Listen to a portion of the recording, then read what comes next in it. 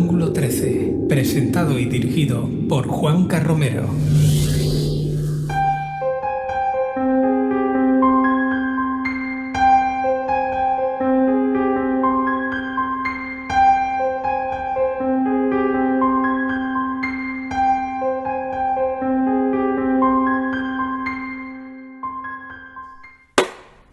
Me han castigado. He sido un niño malo.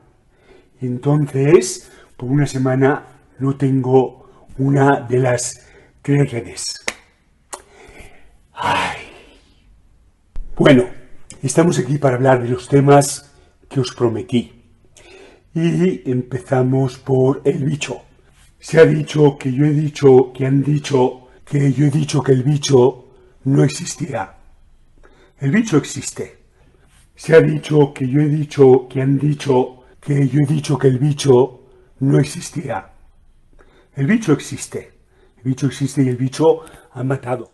Aquellos que ya pintamos canas de 40, aquellos que vivimos los 40 y muchos, o incluso los que tienen algunos años más, recordaremos los tiempos en los que, allá por la década de los 70, también en los 80, sobre todo la primera mitad, poníamos la televisión y en un informativo normal, lo que llamábamos siempre y llamamos coloquialmente el telediario, aparecían de vez en cuando noticias que, vamos a decir, rozaban lo irracional. En medio de noticias políticas, noticias sociales, de atentados, de hechos incluso internacionales, de vez en cuando aparecían noticias como un duende mantiene atemorizados a los inquilinos de un hotel en Aragón. O noticias como oleada ovni en Canarias. O aquella otra tan famosa, aparecen unas caras en el suelo de una cocina en un pueblo de Andalucía, concretamente en Jaén, concretamente en Belmes. Eran los tiempos en los que la información del misterio formaba parte de nuestro ecosistema vital. Eran los tiempos en los que la información referida al mundo de lo insólito formaba parte de nuestro día a día. Luego llegaron los 90, llegaron los años 2000. Ahí todo cogió otro rumbo. Cierto es que en esos tiempos, que en aquellos días, aparecieron personajes como Paco Porras, como Tristan Baker. No sé si lo recordarás, aquel hombre que con una cisterna de fumigar las viñas se dedicaba a cazar fantasmas en lugares insospechados. O a la ínclita bruja Lola. Fueron los tiempos, fueron aquellos años, yo creo que los más dañinos de la historia para la información del misterio, en los que se mezclaron precisamente todos estos conceptos. Chamanes, leebolas, leecacas, orientadores del pipí, interpretadores de mocos, se mezclaron con los divulgadores de lo insólito. Y hay que decirlo, hay que reconocerlo, los divulgadores de lo insólito en general, nos prestamos a ello. Y digo en general, porque algunos todavía, creo que nos desmarcamos de esos asuntos. Los años 90 y los años 2000 no se quedaron aislados en el tiempo, en ese cronograma de la historia. De aquellos Paco Porras, de aquellos Tristan Baker, de aquellos Carlos Jesús, Piu Piu, a estos Migueles Bosé. No me negarás que personajes como el sucedáneo de Miguel Bosé, que podemos disfrutar hoy en día, forman parte también de ese ecosistema de friquisetes, de lo que en su día algunos bautizaron magufos, pero que han ido evolucionando y que de forma civilina se han metido en nuestras casas. El misterio siempre ha estado en cuestión, la divulgación del misterio siempre ha estado en boca de unos y de otros, si están en buena época o si están en malas, si la divulgación del misterio está prostituida o no lo está. Nosotros en Ángulo 13 a lo largo de los años hemos dedicado un montón de horas para hablar de eso, para hablar de hasta qué punto se ha prostituido la divulgación del misterio. Para los que son más conocedores de estas temáticas, yo creo que no les va a resultar difícil cribar, darse cuenta de que personajes sucedáneos como el mapache de la conspiranoia como el mapache de el bicho no es bicho o es bicho, nada tiene que ver con el mundo del misterio y con la divulgación coherente y seria del misterio. A mí me gusta pensar, de hecho estoy convencido de que estamos en un buen momento para la divulgación de los temas insólitos, a pesar de que hay mucha costra que quitar, de que hay mucho lastre que abandonar, a pesar de que hay que dejar a un lado las cuerdas que se han partido. El misterio, la divulgación del misterio en este momento está en buena época. Estamos en un punto en el que la cultura, la antropología y la divulgación del misterio pueden ir cogidas de la mano en perfecta sintonía. Insisto, a pesar de personajes como el mapache del bicho no es el bicho. Bienvenidos a Ángulo 13, segunda entrega de esta 10ª temporada. Nosotros vamos a comenzar, tenemos por delante un programa bastante interesante, muy por encima en el nivel de lo que nos puedan ofrecer esos personajuchos que nos han acompañado a lo largo de las décadas y siguen formando parte de nuestra vida. Insisto, hoy vamos a tener un programa a un nivel bastante superior que todo eso. Estaremos con Santi García, arqueólogo, escritor, con quien hablaremos de todas las cosas que tienen que ver con el universo de lo insólito. Y además abriremos una página dedicada a la conspiración y a la geopolítica. Lo haremos con nuestro buen amigo Juan Antonio Gómez. Te invito a que te quedes en Ángulo 13. Bienvenido. Recibe un saludo de quien te va a acompañar, Juanca Romero. Empezamos. Ángulo 13. Un recorrido por la divulgación de fronteras. Con Juanca Romero. Nosotros vamos a continuar en Ángulo 13. Sabes que esta temporada hemos apostado por una opción diferente, o al menos para los que estaban acostumbrados a seguirnos en radio en las últimas 9 temporadas. Queremos hacer la magia dentro del misterio combinado con la imagen. Los tiempos también, evidentemente, van evolucionando. Y como hemos comentado en otras ocasiones, el confinamiento, esta pandemia que azota nuestras vidas, también nos ha enseñado que la cámara no solo es para cosas malas ni para vernos feos, sino que sirve para comunicar. Ustedes todos ya estamos viendo en pantalla a un buen amigo, a quien vamos a saludar inmediatamente. Santi García, buenas noches. Muy buenas noches, Juanca. Un placer saludarte y además hacerlo así, de esta forma tan interactiva que no suele ser lo habitual, ¿no? Sí, para mí es un honor, como siempre sabes, y un verdadero placer. Estoy deseando entrar en materia. Bueno, pues con Santi vamos a hablar de muchas cosas. Él es arqueólogo, es escritor y además amante y seguidor e investigador en estos temas de lo insólito, temas del misterio, compañero además en rutas misteriosas, en esas hermosas tierras de Murcia, en Cartagena, en fin, en Elche está haciendo rutas, lo hemos recuperado de nuevo, ahí está, en pantalla. Sí. Santi, ¿qué te sientes más? ¿Arqueólogo, escritor, investigador o esto tiene que ir forzosamente unido? Me siento un poquito de todo, porque sin una cosa no sería la otra. Obviamente soy arqueólogo de sangre, ¿no? Esa es mi formación y por eso ahora mismo, pues, básicamente estoy anclado en el mundo del misterio. La arqueología me lleva a la investigación y la investigación me lleva al misterio. Es todo un compendio que sin esa combinación perfecta, sería imposible ser ahora mismo, pues eso, con lo que somos. Fíjate, Santi, esto no lo sabes tú, yo te lo comento. Cuando voy a empezar cada una de nuestras rutas misteriosas y hago la presentación, siempre digo cuáles son, entre comillas, las condiciones que debemos cumplir los guías, los acompañantes en rutas misteriosas, y siempre bromeando digo, somos todos especialistas o estamos vinculados al periodismo, a la divulgación del misterio, y también hay arqueólogos e historiadores. Siempre lo digo así porque digo, también son raros como nosotros, ¿no? ¿Te sientes raro en esa profesión, en esa actividad? No, al contrario. Sí, una de las cosas que es maravilloso es poder difundir los misterios desde el punto de vista de la arqueología, que luego todo se va tomando, te va transformando en un gran matiz. Piensa, Juanca, que para mí en concreto, a lo mejor estoy equivocado, no hay nada más misterioso que la arqueología, el pasado, el estudio del pasado, el conocer esas huellas que nuestros antecesores nos han dejado en nuestra tierra. Eso, para mí, no hay nada más misterioso que esa idea. Y es lo que intento trasladar a nuestras rutas misteriosas. Sin duda alguna, yo siempre lo diré, una piedra siempre va a tener mucho más misterio que un señor vestido con una sábana blanca, ¿no? El misterio del fantasma, en realidad, a mí me impactan bastante menos que lo que me pueda contar un grupo de piedras o unos restos arqueológicos.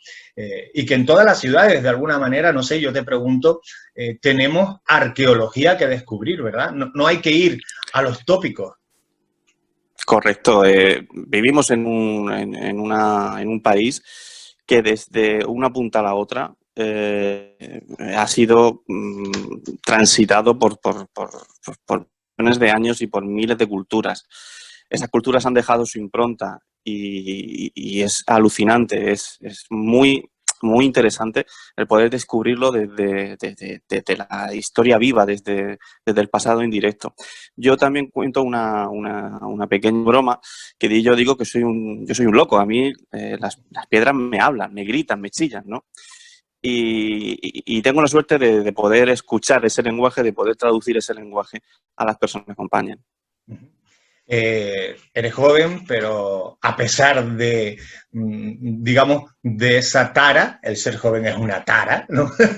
A pesar de eso, has viajado, has descubierto diferentes mundos, diferentes culturas. No sé si me equivoco cuando digo que has estado en Ampurias, Zaragoza, por supuesto, Murcia, Elche. ¿Hay diferencia a la hora de ejercer la arqueología, practicar tu profesión en un lugar u otro? No hay diferencia. A ver, hay diferencias en los materiales. Por ejemplo, pues si estoy excavando en Valencia, pues seguro que me van a salir contextos islámicos y musulmanes mucho más potentes que si estoy en Cartagena o en Lorca o en Elche. En Elche, por ejemplo, van a salir restos más ibéricos, en Cartagena más púnicos romanos. Si estoy en Murcia, volvemos a lo mismo, un poquito más musulmanes.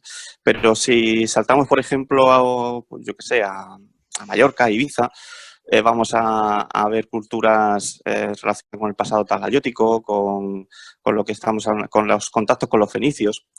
Pero en realidad lo que es la forma de excavar, la forma de trabajar, por decirlo de alguna manera, la metodología siempre es la misma. Lo que cambia es, en ese sentido, el contenido, lo que son las microhistorias que vas a estar descubriendo en cada uno de los yacimientos. Disculpa mi ignorancia, yo la idea que tengo genérica de un arqueólogo es un señor o una señora con un chaleco multibolsillos que lleva, además de la botellita de agua o la cantimplora, va a llevar siempre un pincelito, ¿no? Para ir limpiando las piedrecitas. Esa es mi idea y yo te pregunto, con ese pincelito, ¿dónde te gustaría ir y es una asignatura pendiente para ti? Pues con ese pincelito, que para llegar al pincelito tienes que estar meses y semanas y casi años con pico, con paletines, con palas, con cubos, con capazos, quitando tierra y quitando toneladas de tierra. Pues esa asignatura pendiente la tengo en Latinoamérica, en Perú. La zona incaica es un aspecto, todavía lo tengo ahí para hacer, en aspectos pendientes todavía, en esa carpetita. Hablabas ahora de pico, pala y cubo. De alguna manera yo me he imaginado a un obrero de la historia. Prácticamente. De hecho, lo que hacemos es unas excavaciones, desmontar la historia. Empezamos desde lo más reciente y poquito a poco vamos bajando y cada centímetro que bajamos es a lo mejor un salto al pasado de 100 años, de 150 años. Yo he estado en excavaciones que en 3,5 metros hemos pasado de estar en el año 2019 al estar al año 320 a.C.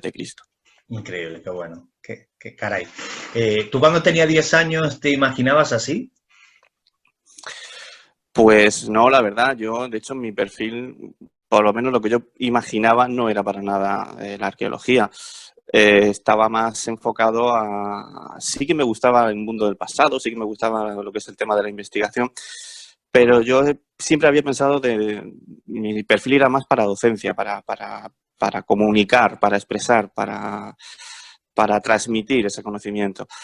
Lo que sucede es que, bueno, pues la arqueología tiene un problema, que cuando la pruebas ya no la sueltas. Entonces, Claro. pues con 17 años tuve la suerte de poder participar en mi primera excavación y hasta el día de hoy. Con 17 años. Sí. Eso. Recién estaba todavía, como que dice, estaba arrancando en este mundo. Uh-huh. Y entre tus amigos, hablo ahora actualmente, en las reuniones te preguntan, ¿estás constantemente hablando de estas cosas de la arqueología y ahora lo abro al misterio? ¿O esos temas se dejan para el trabajo? Para nada. Esto es un trabajo de 24 horas. Claro. Además, ya te digo, me encanta, es una cosa que me apasiona, el hecho de que la gente no se quede solamente en el trabajo. Para mí es muy importante la divulgación, para mí es muy importante que la gente conozca su pasado, que la gente valore su pasado, o sea, y por lo tanto lo va a proteger. Es uno de mis fines, uno de mis objetivos en esta vida. Si la gente conoce lo que tiene, pues la gente lo va a valorar y por lo tanto lo va a reclamar o lo va a protegerlo sin ningún tipo de inconveniente.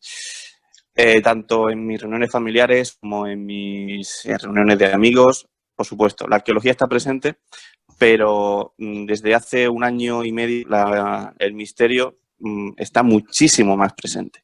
Uh-huh. Y te pregunto, porque cada uno de nosotros tenemos, digo, los divulgadores de estas temáticas, Uh-huh. tenemos nuestra propia vivencia, ¿no? En ese sentido, el misterio en general, digamos, llega un momento en que se mezcla en nuestras vidas y nos cuesta a veces deshacernos de él, digamos, hacer una vida en la que no nos fijemos en cada esquina, no nos fijemos en cada pórtico, en cada símbolo en una fachada. ¿Eso es posible, desligarlo? Yo todavía no lo he conseguido. Yo tampoco. Yo no sé si alguien lo puede hacer, pero mi mente siempre está trabajando. De hecho, una de las cosas que digo en las rutas es que a partir de mañana vais a ver la ciudad con otros ojos. Intentar hacerlo así, o sea, no os quedéis con lo que yo os digo, lo que vamos a vivir esta noche, sino que vosotros mismos experimentéis a partir de mañana la simbología de la que hablamos en las rutas o los casos de misterio que tocamos. Uh-huh. Las ciudades que nos rodean, las ciudades en las que vivimos, y me da igual en donde estemos en cualquier parte de España, tienen una carga simbólica y una carga legendaria que de por sí influye directamente en nuestras vidas, en nuestro quehacer cotidiano. ¿El misterio es cultura, Santi? Por supuesto, por supuesto. Vamos, lo tengo clarísimo. El misterio es que mucha gente asocia el misterio con esas personas que están todo el día hablando de cosas inexplicables, de entes, de fantasmas, de ovnis. El misterio es muchísimo más que eso. Por supuesto es eso. Claro. Por supuesto es eso. Pero el misterio es la tradición oral que nos ha sido transmitida. Son las leyendas que hacen que hoy seamos como somos. Por ejemplo, y si quieres ya vamos entrando en materia, Claro. El hombre del saco, que es el tío del saco, es una leyenda, por lo menos que a mí me la contaban de pequeño muchísimas veces. O sea, Nos marcó la infancia, sí, sí. Tiene, según qué zonas, tiene una base histórica muy potente. Por lo tanto, el misterio, claro que es cultura, forma parte de nuestra cultura. Forma parte de lo que a mí me gusta llamar microhistoria, que son esas pequeñitas historias que luego configuran la gran historia general que nos han contado a todos en clase y en las escuelas. Sin esa microhistoria, la historia no tendría sentido. Claro. ¿Qué sería de la historia si no nos sentásemos al lado de los viejos en esos mentideros que se forman en los parques, en las plazas, y escuchásemos aquello que tienen que contar, ¿verdad? Luego los viejos se nos van y las historias se van con ellos. Eso también forma parte de este entramado al que hemos llamado misterio, ¿no? Correcto. Y además es algo muy importante lo que acabas de decir. Nuestros mayores, nuestros mayores son una fuente de conocimiento espectacular y muy desaprovechada. Fíjate si son importantes, y para mí lo han sido, que en parte muchas de las historias que cuento en Rutas Misteriosas han llegado a mí a través de esa tradición oral, que luego la he podido remontar y justificar con documentos históricos y con investigaciones metodológicas puras y duras. Pero sin esa semillita, sin esa chispa que nace de una memoria anciana, nunca hubiera llegado a mí, y esa persona, como tú dices, se va y esa historia se pierde totalmente. Un ejemplo, y no tiene que ver con el misterio, pero sí que tiene que ver con un librito que publiqué el año pasado sobre juegos ancestrales. Tocó varios temas, varios juegos, por ejemplo el juego de Mancala, tiene algo así como 15.000 años. Es un juego que se jugaba en la Cartagena de principios del siglo XX y que desapareció de la mentalidad colectiva después de la Guerra Civil. Pues si no es porque una persona en concreto, además puedo decir su nombre, Paco López, que es abuelo de mis amigos, no me cuenta esa historia del Mancala, el juego que él jugaba, que él no sabía que se llamaba Mancala, era un juego que él hacía unos agujeros en la tierra y jugaba con unas piedras. Pues esa memoria se hubiera perdido totalmente. Claro. Te digo eso como tantas y tantas leyendas que contamos y tantas historias que nutren el cuerpo de Rutas Misteriosas. Cuando salimos a las calles de cualquier ciudad, de Murcia, en Cartagena, nos vamos a Elche y tantos lugares por los que transitas a través de las rutas misteriosas de nuestra querida aventura del misterio, digamos, ¿qué prevalece? ¿El misterio histórico vinculado o la leyenda vinculada a los inmuebles, o las calles propiamente dichas también hablan, tienen cosas que contar? Según el sitio y según qué calles. Hay, por ejemplo, en Cartagena hay una calle que se llama San Roque, la calle de San Roque, que esa calle se llama así porque había una pequeña ermita dedicada a San Roque, y a raíz de esa profesión, a raíz de esa vocación, pues se genera un arrabal completo de apesados en el siglo XVII, que era conocido como el arrabal de San Roque. ¿Vale? Pues como muchísimos ejemplos. Salimos por la calle y a mí me han comentado los chismosos, siempre en positivo, que hay alguna calle en Cartagena donde hay niños fantasmas. Yo no lo tengo claro, no sé si tú me puedes aclarar ese punto. Niños fantasmas. Sí. Además, es uno de los motivos por los que estoy en el mundo del misterio. Es una aventura que me tocó, no de lleno, pero sí de cerca, que me interesé a la hora de investigarla y que a día de hoy pues es la causante de que estemos hablando tú y yo.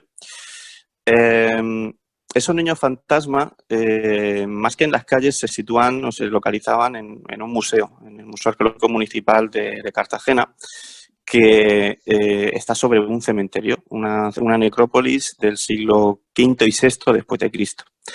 Esta historia tiene lugar en el año 99 y yo en ese momento estaba haciendo catalogación de materiales de las excavaciones del Teatro Romano de la ciudad, y ese día en concreto, pues un día, concretamente un lunes, no me preguntes ya el día, el año, o sea, el mes, pero sí que sé que era un lunes porque el museo estaba cerrado. Una de las compañeras de la limpieza, que estaba en la zona de exposición, en la zona de didáctica del museo, entra al laboratorio prácticamente con la cara blanca, tropezándose con todo lo que se encontraba, y parecía literalmente que había visto un fantasma. Efectivamente lo había visto. Cuando intentamos tranquilizarla y explicarle qué es lo que había sucedido, pues ella comenta que había visto a un niño con la cara manchada de tierra y envuelto en una sábana blanca en la zona del cementerio, zona prohibida. Con todos esos detalles, es decir, te comentaban de tierra en la cara, etcétera. Un lujo de detalles, ¿no? No siempre se produce. Sí, veía. Es una de las cosas más llamativas, por eso o sea, por eso me pongo sobre la pista, ¿no? Me decía eso, cara manchada, cuerpo, lo poquito que se le veía del cuerpo estaba totalmente manchado de tierra y envuelto en una sábana blanca.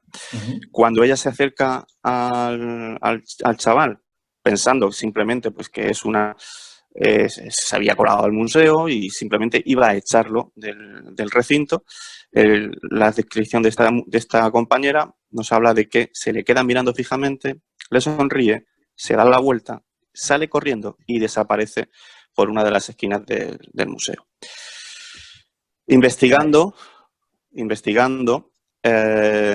se puede certificar, se puede constatar de que entre las inhumaciones infantiles que había de esa época, las inhumaciones infantiles estaban producidas en ánforas. Era muy típico que un niño fuera enterrado en una ánfora, puesto que es como si la ánfora representa el vientre materno, entonces es como si lo devolviéramos al lugar de donde nació. Pues se puede constatar, justo por la zona donde esta mujer dice que desaparece ese espectro, ese niño, una necrópolis, una inhumación infantil, en donde el rito no ha sido llevado al efecto. O sea, no aparece con útiles, ni con ajuar, ni con nada por el estilo, simplemente los huesos. Se puede pensar que entonces el alma de esa persona, el alma de ese chaval, no ha llegado a transitar hacia el otro lado. Caray. Pero tenemos más datos. Es que aparece una inscripción dedicada a un niño de 7 años, que se llamaba Firmus, consagrada a los dioses manes, a los dioses de la familia, a los dioses que lo van a acoger cuando llegue hacia el otro lado y que desarrollará su vida con sus antiguos antepasados. Y ya la fórmula típica en estas ocasiones, pues aquí ya hace que la tierra te sea leve.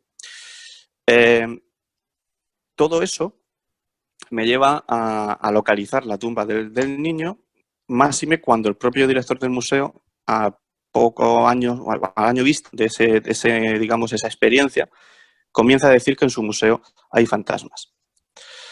A partir de ese instante, muchísima gente empieza a hablar de que está viendo fantasmas de niños por las calles de Cartagena. Con el paso del tiempo, las calles, estamos hablando en estos momentos, estaríamos hablando de 2001, 2002. Vale. Nos hablaban calles como Morería Baja, Calle del Ángel, Calle Cuatro Santos. Vale.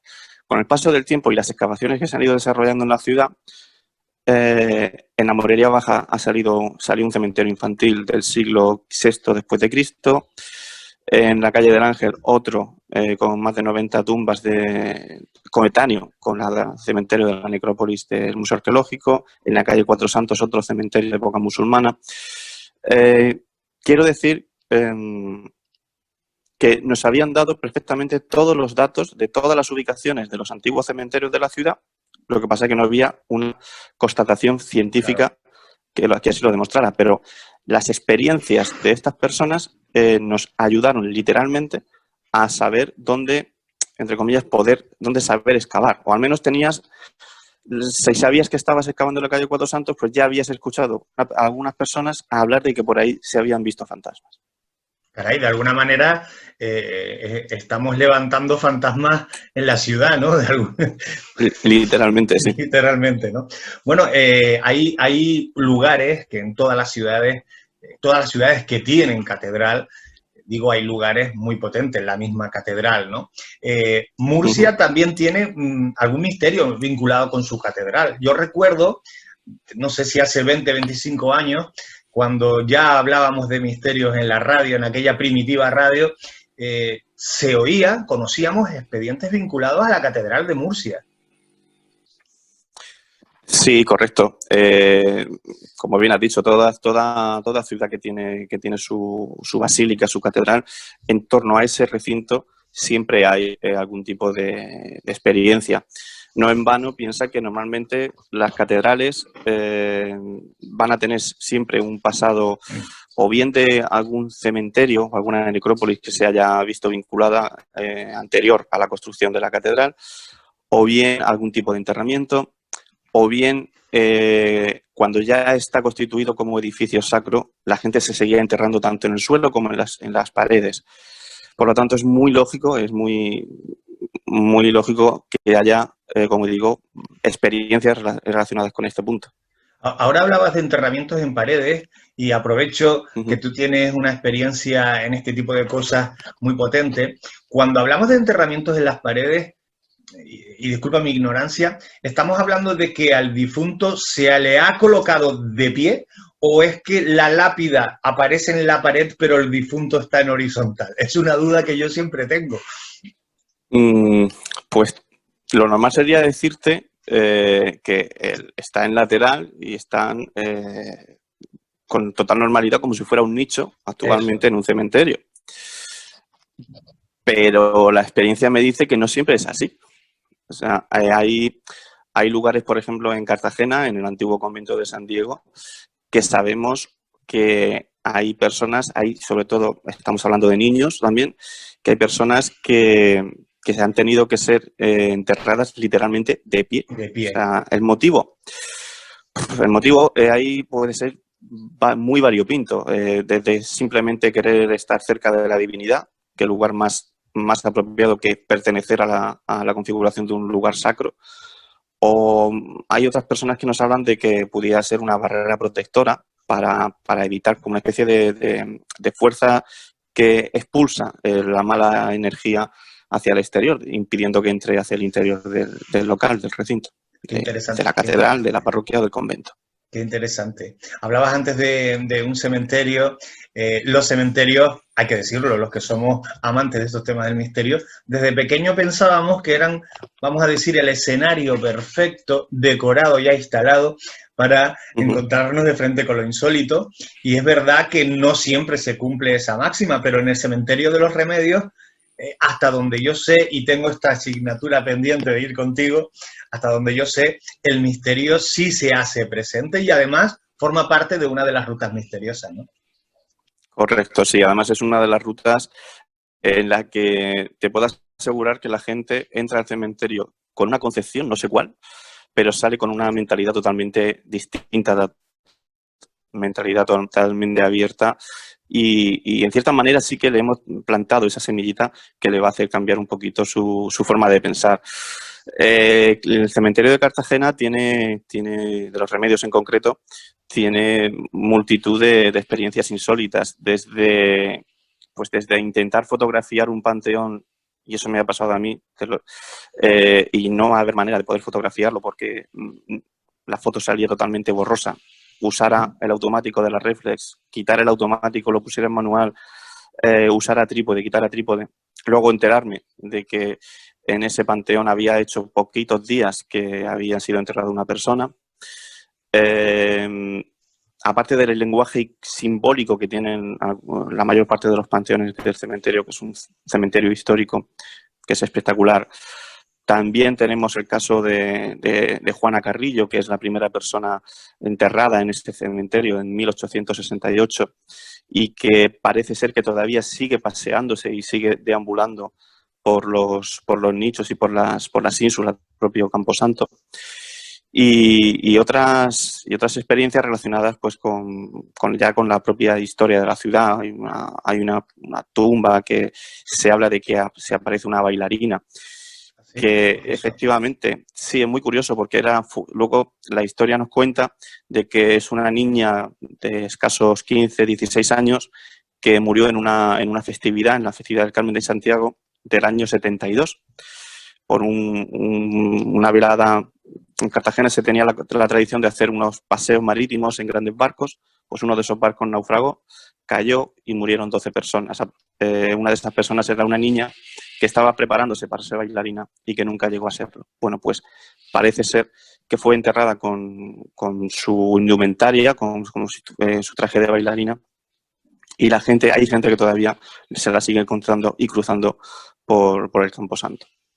Caray, la iconografía, que también hay que decirlo, prototípica de otros muchos lugares, cementerios o museos, pero que en este caso además lleva un hecho histórico, trágico, asociado y además demostrado, ¿no? Curioso.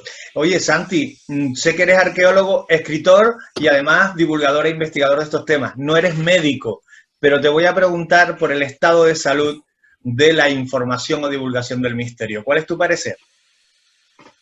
El estado de salud, pues que tenemos... En general, tenemos demasiada divulgación. Me explico. Nunca la divulgación es demasiado. Pero sí tenemos hay demasiados canales en donde cualquier persona puede acceder a un misterio y simplemente por el hecho de leerlo en un portal o releerlo en un periódico, en un artículo o en cualquier post de cualquier red social, ya lo dan por sabido, por consultado, por confirmado y por hecho. Luego, muy interesante cuando te lo intentan rebatir cuando termina, a mí me ha pasado alguna ocasión que te intentan rebatir alguna historia en la ruta. Es muy sencillo, luego simplemente le sacan la documentación y no hay mucho que rebatir. Pero sí es cierto que sí me estoy dando cuenta de que hay mucha divulgación que sí es bueno, pero hay que saber seleccionar, sesgar y quedarse con la divulgación, podemos llamarla metodológicamente hablando, correcta. Yo siempre diré, porque bueno, lo sabes, mi formación profesional está vinculada a la comunicación, doy talleres, cursos de comunicación a empresas, etcétera, y siempre en ese ámbito diré lo siguiente: no es lo mismo contar cosas que comunicarlas. Y aquí sí que comparto contigo totalmente lo que has comentado. Hay un exceso de información. Y cuando digo información, en ella meto la información contrastada y la información que no lo está. Que tristemente, sospecho, es la mayoría en estos casos, ¿no? En ese punto sí estamos, en fin.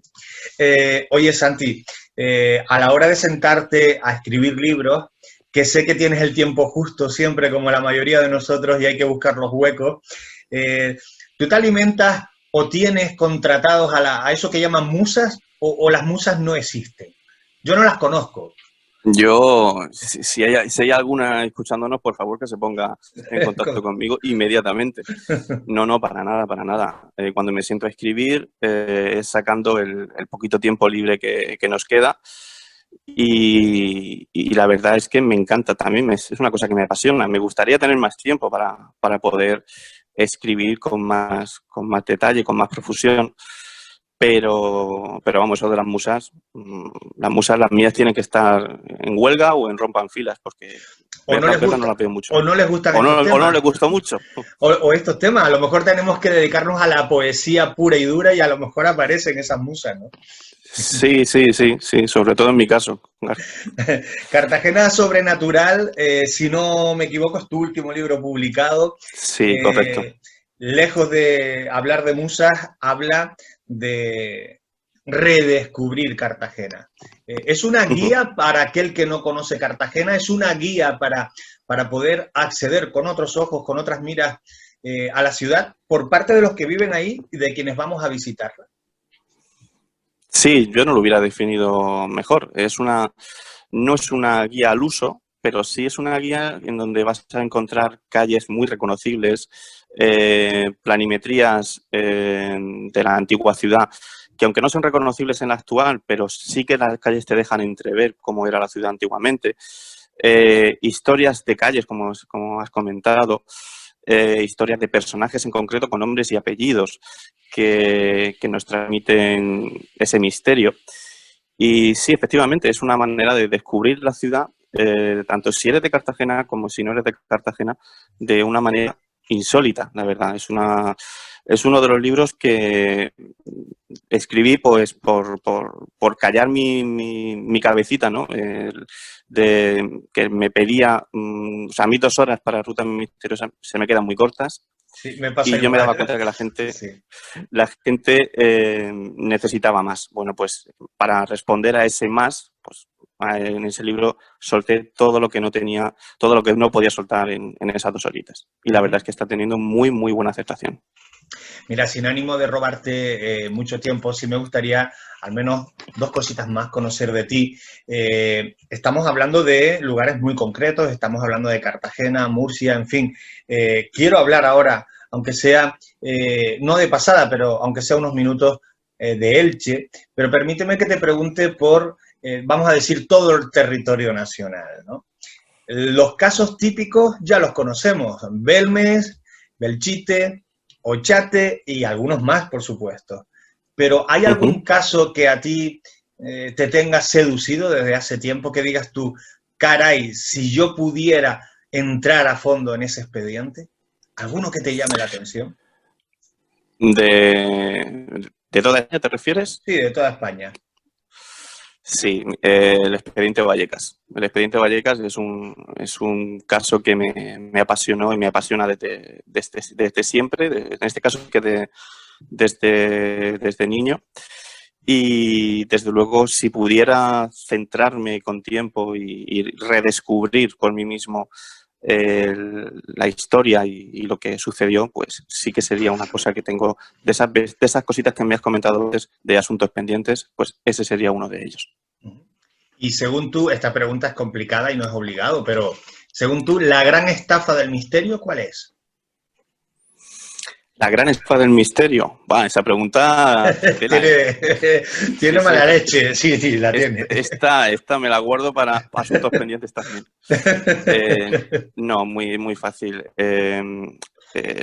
Vamos a ver, la estafa del misterio, si se puede llamar estafa, es cuando de la nada se saca algo. Es decir, y con todo el respeto, posiblemente me gane muchos enemigos, pero el misterio no siempre tiene por qué estar allá donde tú vas. Hay veces que aparece, hay veces que no aparece. Entonces, forzar el misterio, forzar una historia en donde puedas cometer, a lo mejor por la ansiedad, porque simplemente encuentras el misterio, pero tú necesitas un misterio para justificar X cosa, lo fuerces con datos o con historias o con cosas que no son reales. Claro. Ese es el problema. Y como hemos dicho antes, si la información no está contrastada, pues ahí podemos tener un pequeñito inconveniente, sí. Fíjate que en alguna de las rutas, bueno, pues coincide que tengo o disponemos, cualquiera de nosotros, los compañeros, de psicofonías que por una investigación o experimentación en esos lugares hemos podido recoger, hemos podido grabar. Pero también hay otros lugares donde pues el fenómeno de la psicofonía no se produce o no tienes acceso a ese tipo de grabaciones. Y a mí se me ha dado el caso de amigos que se apuntan, personas que se apuntan a nuestras rutas y me dicen, ¿cómo es posible que en esta casa tan conocida por sus misterios no tengas una psicofonía? No es posible, ¿no? Y te lo discuten, y digo, coño, pues porque yo no la fabrico, ¿no? No lo sé. Hay gente que se siente molesta, ¿no? Como, tú, lo que estás contando está incompleto porque no tiene psicofonía, dicen. Eso me pasa mucho mucho, tampoco me pasa mucho, pero sí me ha pasado alguna vez en el cementerio de los Remedios. ¿Cómo es posible que no haya psicofonías en un cementerio? Pues, señor mío, pues no es habitual. O señora mía, es que no es normal. Es que no es normal. La psicofonía es una experiencia que existe, que está ahí, pero que se manifiesta cuando ocurren una serie de circunstancias que a veces están y a veces no están. No depende de nosotros. Ahora estás hombre, disfrutamos todas nuestras rutas, pero hay que decirlo, el Chioculto es la niña cariñosa, la niña recién llegada, por decirlo así, a nuestro conjunto de rutas, ¿no? Y supongo que está siendo un éxito. De hecho, doy fe de que está siendo un éxito. La biblioteca municipal, la antigua torre de Calahorra, creo que se llama. Bueno, sí. Un montón de escenarios que se suman a esta aventura del misterio, ¿no? Sí, yo Elche la conocía porque estuve trabajando varios años en la Alcudia, en las excavaciones del yacimiento ibérico. Pero la conocía desde el punto de vista histórico. Cuando José Manuel Morales me propone arrancar allí una ruta de misterio, pues me sorprendí muy gratamente por la cantidad de enigmas y leyendas y sobre todo incluso de casos recientes que hay en la ciudad ilicitana. Pues acabas de decir, de la biblioteca municipal, fantasma de la torre de Calahorra, que además perteneció a una gran logia masónica.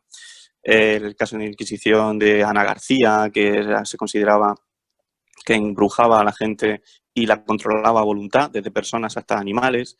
Pues el huerto del cura, donde se hacen combinaciones de plantas para luchar contra las enfermedades, como puede ser la fiebre amarilla, que en Elche pues acabó prácticamente con el 40% de la población.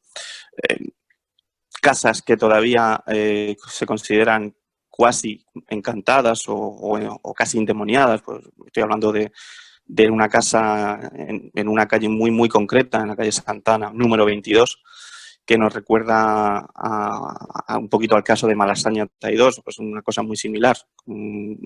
También hay temas de Ouija, hay temas de espíritus malignos, muertes, enterramientos, emparedamientos. Una historia, desde luego, que a mí me puso los pelos de punta. Y A sí, mí por me supuesto, gustaría, Elche, mi niña bonita. sí. Que se suele pasar, ¿no? Que siempre hay una ruta a la que le va cogiendo uno un especial cariño por un motivo u otro, ¿no? Sí. Voy a hacer una cosa que está súper fea, por eso la voy a hacer, ya es un sello que me caracteriza, y es la de comprometerte de alguna manera para que ahora que estamos prácticamente arrancando esta 10ª temporada, un poquito más adelante, nos pongamos nuevamente en contacto, veamos nuevamente nuestras caras en cámara y entremos en un expediente concreto. Nos vayamos a un caso concreto y profundicemos en él si lo ves a bien. Perfecto. Te recojo el guante. Uno no, los dos. Y cuando tú quieras nos sentamos y ahí grabamos. Eso de recoger el guante me sonó a te reto a duelo, ¿no? Bueno, Santi, quien quiera acceder, no digo a Santi, sino a todo lo que Santi hace, Santi García, lo pueden escuchar en radio, lo podemos leer en sus libros, el último, Cartagena Sobrenatural. Tenemos la suerte de poderlo disfrutar también a través de las rutas misteriosas, no solo para quien esté en Cartagena, quien esté en Murcia, sino quienes vayan a viajar a esas tierras como tengo previsto yo en cuanto todo esto de la pandemia se aclare un poco, poder disfrutar también contigo en las rutas. Es un lujo para quien te acompaña y permíteme que lo diga, y no soy mucho de decirlo, para mí es un lujo tenerte entre mis amigos y compañeros ahora en estas rutas misteriosas y también aquí en Ángulo 13, que hay que decirlo, también escribes en nuestra revista. También. Para mí, desde luego, es un... Sí, dime. Perdona. No, perdona. Que no, digo que para mí también... Sí. Para mí es un verdadero placer, ya te lo dije en cuanto me lo propusiste. Estoy para lo que necesites. Yo tengo también, entre otras cosas pendientes, acercarme a Tenerife, porque quiero hacer y conocer esas fabulosas, esa laguna oculta y esas fabulosas rutas misteriosas que con tanto éxito estás teniendo en esas tierras. Y lo que te he dicho, pues cuando tú quieras, por supuesto, voy a seguir colaborando con el Ángulo 13 en el portal y, por supuesto, cuando tú quieras nos sentamos y experimentamos el misterio en directo. Perfecto. Oye, Santi, todo un placer tenerte esta noche en Ángulo 13, que se repita la experiencia y, por supuesto, suerte, que todos necesitamos también un poquito de ella. Un abrazo. Un abrazo, Juanca. Muchas gracias. Lo que logramos ver concretamente fueron, una serie de luces de carácter. El hombre ante lo desconocido pues siempre tiene un cierto temor. Yo soy una de esas personas para quienes todo lo relacionado con la muerte... Habíamos visto algunas luces de estas, como se apagaron los faros, se apagó el motor y el casete dejó de funcionar. También los amigos de Ángulo 13, a partir de este momento ya pueden descargar el programa desde la página web. Ángulo 13.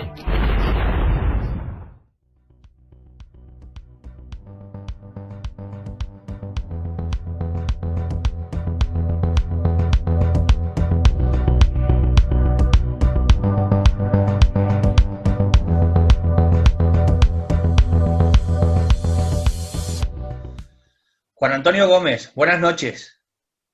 Muy buenas noches, querido amigo Juanca.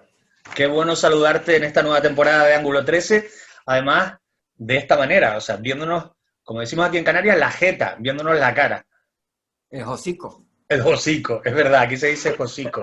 El hociquito, claro. Bueno. Muy bien, yo encantado de estar contigo, tú sabes que a lo que me necesites aquí estoy. Bueno, para todo no, pero bueno. Además, en una sección que sé que va a llamar la atención, que va a causar incluso revuelo con algunos temas, porque vamos a hablar de geopolítica y de conspiraciones, que no es poco. Sí, bueno, yo quiero aclarar una cosita antes que nada, que es que todo lo que digamos aquí, pues lo hemos cogido de informaciones varias, de diferentes medios, de diferentes investigadores que se dedican a esto. y solamente es información. Ya después cada uno que haga con la información lo que crea conveniente, que piense lo que quiera y nada más, a libertad a la hora de hablar. Porque lo que queremos hacer básicamente es generar opiniones, que la gente no se conforme con escuchar, sino que pueda generar su propio punto de vista, ¿no? Claro, por eso intentamos dar un punto de vista en el que damos la información que creemos que no sale en los medios de comunicación habituales o masivos, pero que sí pueden salir y que deben salir en este tipo de medios porque tienen muchísima repercusión y es importante que la gente vaya sabiendo un poco lo que pasa y que vayamos despertando un poco de esta matriz en la que estamos. Bueno, después te daré alguna pregunta sobre precisamente lo de la Matrix, ¿no? Porque siempre es un tema recurrente. Pero permíteme que te pregunte o que hablemos sobre algo intangible hasta no hace tantos años, pero que empieza a cobrar de alguna forma, bueno, me reitero, forma. Hablo de las élites globales, de las élites en la Tierra. Siempre se había oído hablar de grupos secretos, pero empiezan a destaparse los grandes bloques geoestratégicos en el planetita redondo, por cierto, en el que vivimos. Sí, bueno, vamos a ver. Las élites están formadas por la gente que está arriba, la gente que está en el gobierno, en los diferentes organismos internacionales, familias de gente con muchísimo dinero, por ejemplo, grandes banqueros, propietarios de grandísimas multinacionales que... Amancio Ortega entraría en ese paquete, por ejemplo, ¿se me ocurre? Amancio Ortega tiene mucho dinero. Tiene mucho dinero, pero hay que tener todavía muchísimo más dinero y muchísimo más poder. Hay que estar en el grupo Bilderberg, hay que estar dentro de las 13 grandes familias antiguas que se supone que llevan el peso de esa élite y pertenecer a organismos sociopolíticos más importantes que... Donde se toman las decisiones, en realidad, ¿no? Claro, uno de los sitios más importantes es la ONU. La ONU está, formada por todos los países. Ahí, en reuniones secretas de mandatarios, de empresarios, de grandes magnates del petróleo, que son los que tienen el poder en la mano y los que nos dicen a dónde hay que mirar, a quién hay que votar y lo que tenemos que hacer.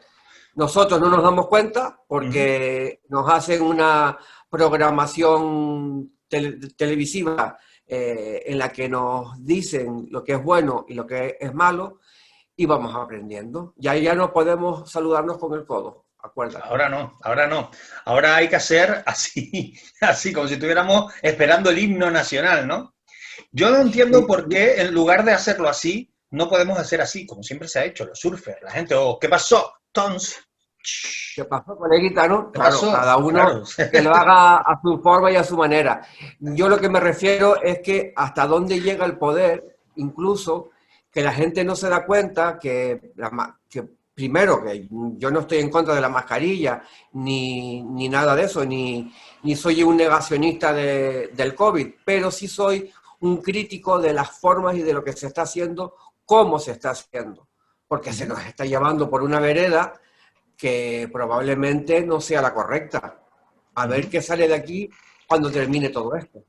Bueno, estamos hablando de grupos de grandes poderes económicos que en el mundo, digamos, controlan todo lo controlable, pero lo que no sé yo es si son 10, 11 cabezas independientes o estas gentes o estas riquezas, estos poderes se agrupan de alguna manera en bloques. Ahora mismo, según he podido ir investigando y viendo, leyendo y escuchando, hay dos bloques. Hay un bloque que lo llaman como los patriotas, que estaría, la cabeza de ese grupo sería Donald Trump.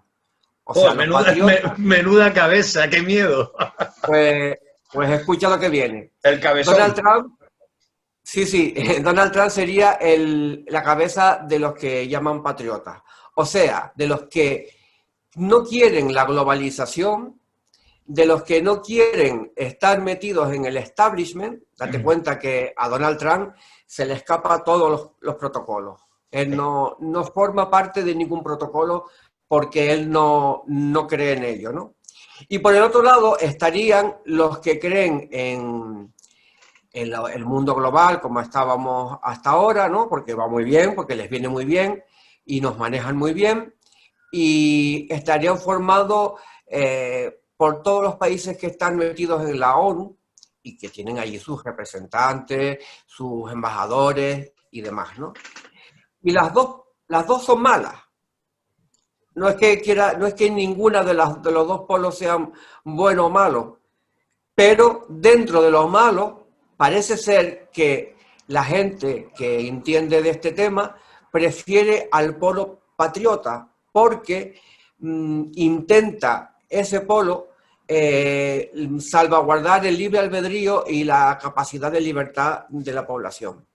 Claro, ¿pero de la población mundial o de la población de su territorio? De la población de su territorio, y con respecto a los demás países, cada país que sea de ese polo, pues luchará por la población de cada país, evidentemente. Pero, por ejemplo, el polo que estaría llevado por la ONU, ya estamos viendo. La Organización Mundial de la Salud dice lo que hay que hacer, lo que no hay que hacer, lo que está bien, lo que no está bien. Nos van llevando por una vederita y nosotros iremos o no iremos. Eso está por ver. Es así. De cualquier modo, es verdad, a poco que nos fijemos, a poco que nos informemos, que empiezan a notarse esas dos barreras, esos dos polos, esos dos frentes. Hablabas de Trump. Trump está constantemente en contra a todos los postulados, por ejemplo, de la Organización Mundial de la Salud. Se ha enfrentado, ha pasado de financiarla a odiarla y a reprimirla, ¿no? Ahí empieza a no pagar. Sí. Entonces, es verdad que es difícil decir esto porque Donald Trump genera un rechazo impresionante. Desde lo estético a lo macro. A todo. Global. Pero porque es una persona que no está adiestrada en la política como los otros. Entonces los otros llevan un protocolo correcto, dicen lo que tienen que decir, lo que quieren que nosotros oigamos, pero Donald Trump no es así. Nos llama lo que tenga que llamarnos sin ningún tipo de problema. Y eso no es cómodo. No es cómodo porque implica que su gobierno, que está cogido por hilos, pueda perderlo y pueda pasar que durante los próximos 4 años, recordamos a la gente que este año son las elecciones americanas. Efectivamente, en noviembre creo, ¿no?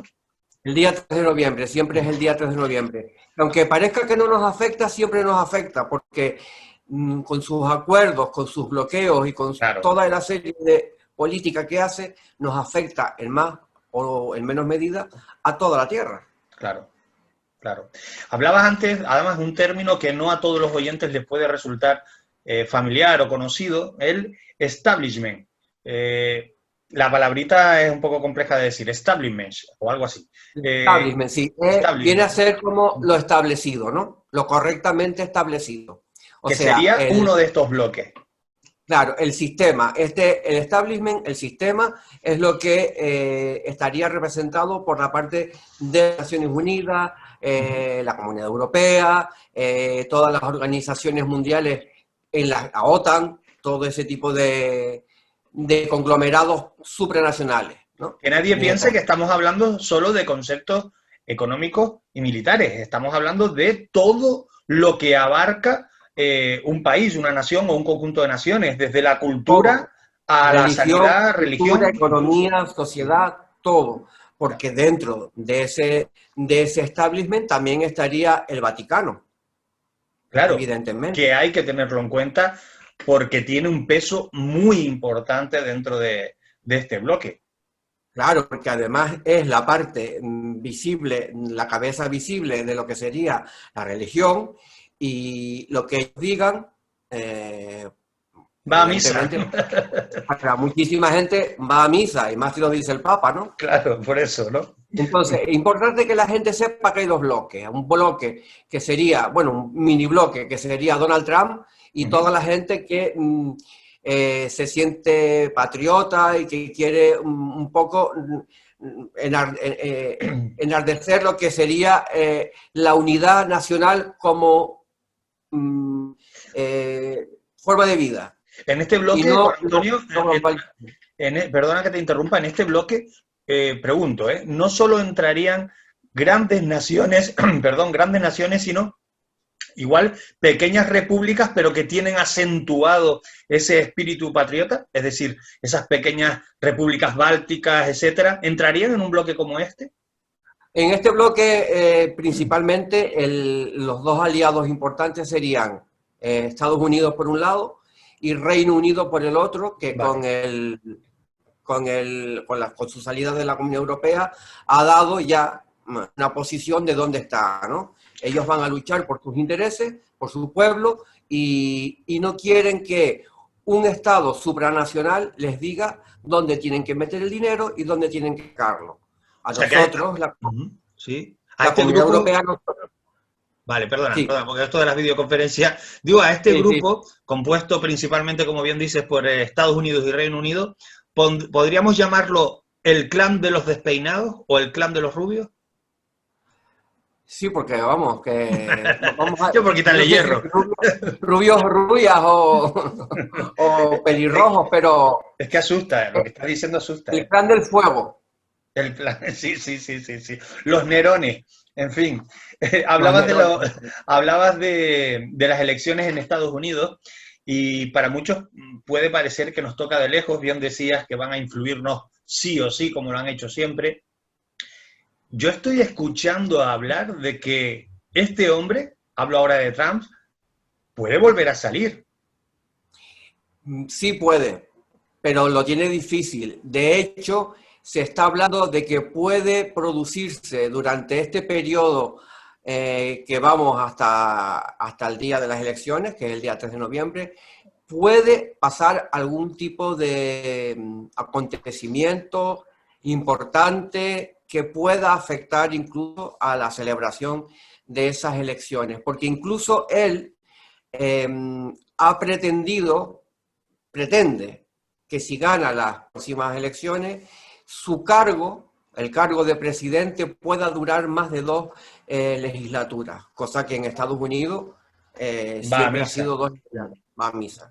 Con lo cual, pues ya se podría hablar de que en Estados Unidos habría una especie de polarización, de intentar llevar el poder más allá de la libertad del pueblo, de lo que ellos alardean tanto de su libertad, pero que al fin y al cabo no es tanta libertad.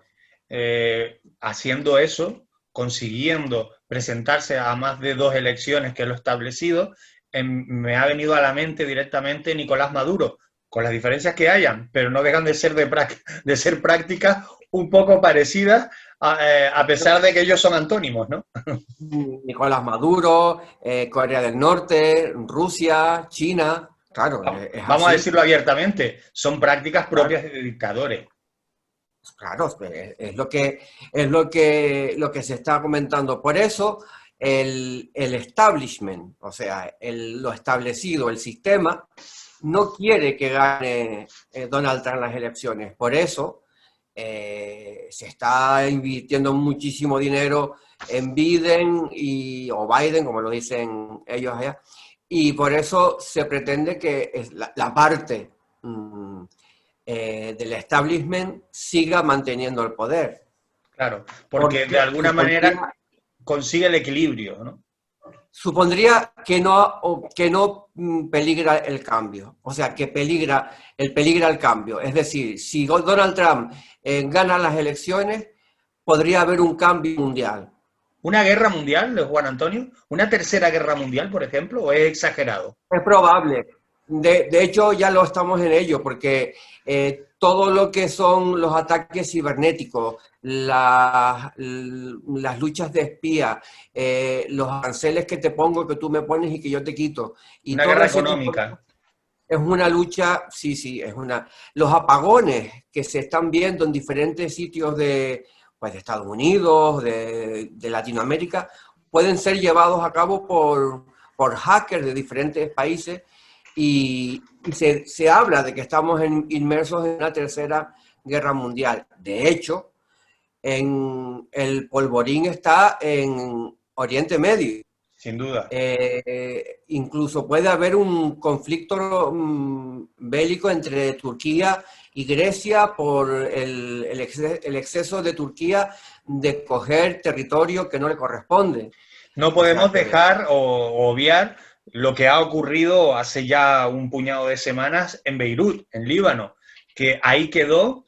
Hay mil especulaciones en torno a eso, pero que una de las posibilidades, conspiranoica o no, estamos en esta sección, apunta a que pudo haber sido inducido con un fin determinado, ¿no? Sí, de hecho, es curioso que esos contenedores que tenían allí, esos explosivos, llevaban un montón de años, sí, y nunca había pasado nada justamente hasta ese momento. También hay que decir una cosa muy importante, que es Beirut, una tierra que está acostumbrada a la guerra, una zona que es el Oriente Medio, que están acostumbrados a la guerra y a la influencia bélica de Israel, que está apoyado por Estados Unidos, que sería el otro cuerno de este toro, ¿no? Reino Unido, efectivamente, Israel y Estados Unidos son los tres países que formarían ese grupo patriótico. Los famosos lobbies judíos, que son los que mueven económicamente, entre otras cosas, las grandes carreras electorales en Estados Unidos o los grandes poderes socioeconómicos en Reino Unido también, ¿no? O sea que es claro, verdad. Porque los judíos, la economía judía, no del país, sino de todo lo que es el lobby judío, es muy grande. Y Estados Unidos, no solamente las elecciones, bancos, grandes empresas multinacionales, si hiciéramos una investigación de quiénes son los dueños de muchas empresas, empezaríamos a darnos cuenta, claro, quiénes son los que están arriba, qué es lo que les interesa y lo que no les interesa. Claro.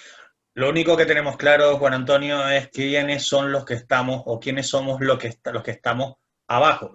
Los de arriba resulta un poquito más confuso.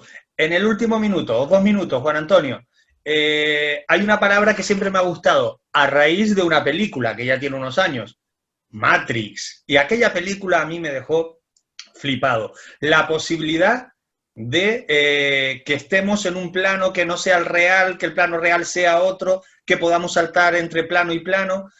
¿Dónde estamos? Yo no lo entiendo de esa forma, porque eso sería... No, yo entiendo a la Matrix como al establishment, claro, ¿no? A todo lo establecido, el sistema que lleva, pues, lo que está pasando ahora con el COVID. Pues mira, ahora tienes que pagar con tarjeta, te obligan porque no puedes pagar con dinero en efectivo para evitar el contagio y todo eso. Todo eso que se está aprovechando con el COVID para implantarlo es el establishment, claro, es lo establecido, es la matriz. O sea, nosotros no nos vamos dando cuenta y vamos entrando en el proceso y en esa forma. En un mundo inducido. Claro, no es que estemos viviendo en un mundo de ensoñación, porque somos seres físicos, aunque hay quien lo dice que está, pero bueno, vamos a ser realistas. A ver, no lo va a decir nadie, lo voy a decir yo, Juanca Romero lo firma. La presidenta de la Comunidad de Madrid sí que está en un mundo de ensoñación. Cierro la acotación y te dejo seguir.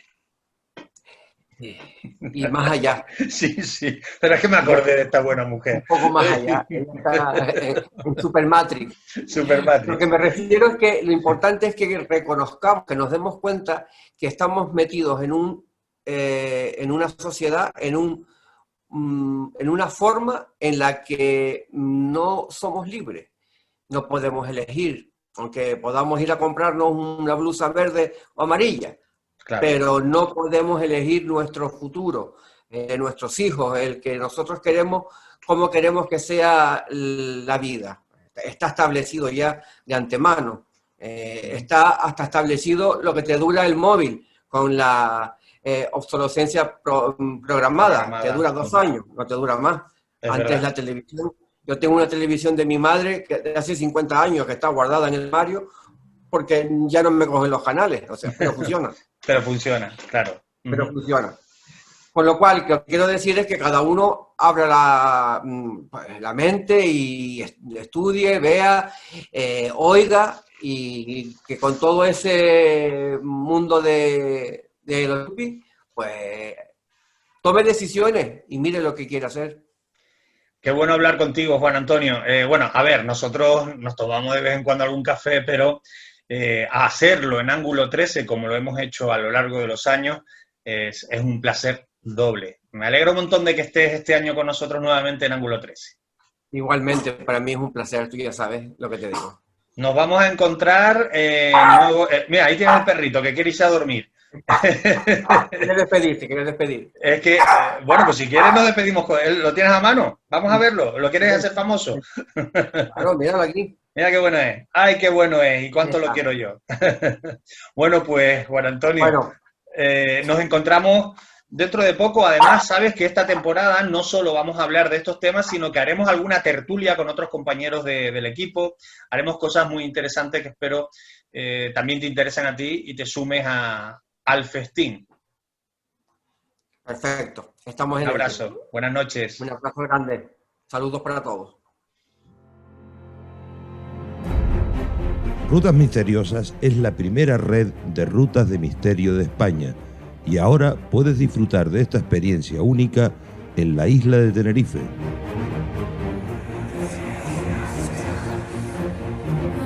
Ven con nosotros a descubrir enigmas y misterios, historias de aparecidos y los últimos expedientes e investigaciones en el mundo de lo insólito.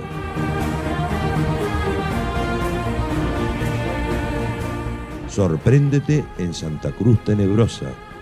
Vive el misterio en primera persona, acompañado por el comunicador y escritor Juanca Romero. Incluye videoproyecciones y psicofonías. Reserva ya tu plaza en rutasmisteriosas.es o a través del teléfono WhatsApp 634-221-984. Rutas Misteriosas. Vívelo, que no te lo cuenten. Hasta aquí el programa Ángulo 13 de esta semana. Espero que te haya resultado interesante. Nosotros vamos a volver la próxima semana con más contenidos. Recuerda, puedes suscribirte al canal Juanca Romero y ahí acceder a los programas Ángulo 13. En YouTube es muy fácil, tecleas canal Juanca Romero y te suscribes. Nos vemos en pocos días, nos vemos en la tercera entrega de Ángulo 13. Recibe un saludo de quien te acompañó, Juanca Romero. Un fuerte abrazo.